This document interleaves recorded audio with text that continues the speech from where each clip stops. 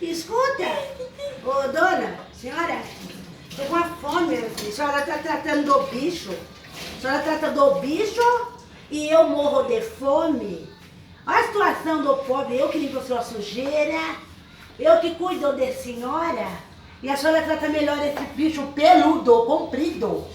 E eu aqui com os olhos virando, o dia inteiro suando, ralando para tirar o pó dessa poeira dessa casa. Preciso comer, eu preciso me alimentar. Dá um pra mim também?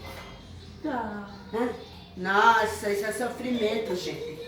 Aquele que quiser um estrume de uma patroa desse modelo, que pegue. Porque ninguém merece um fantasma da ópera. Isso é o fantasma da ópera.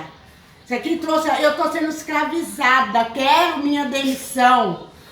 Preciso receber meu salário. Faz 100 anos que eu não sei o que é dinheiro e essa mulher dá bolacha para o cachorro. Olha, o cachorro é mais gordo do que eu. O cachorro tem carne. Que me sobra nem o resto, porque ela disse que tem que dar pros porcos. Vê se eu aguento essa vida. Tá ótimo, agora vai escrever um livro e volta a trabalhar, vagabunda. E a música? Olha, eu vou cantar, viu? Um dia vai te ter fé. Quando acordar de manhã e tomar seu café sozinha, pergunte pra sua barriga se a fome também é minha.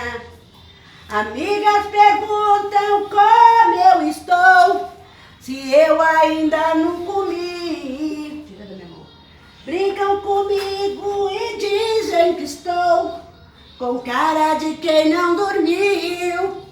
E eu olho pra ela e ela não liga e minha barriga fica a roncar. Me dá até tontura, ninguém me segura, eu sinto que vou desmaiar. E eu olho pra ela e ela não liga, minha barriga fica a roncar.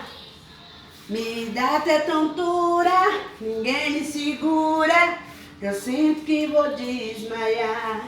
Anda trabalhar!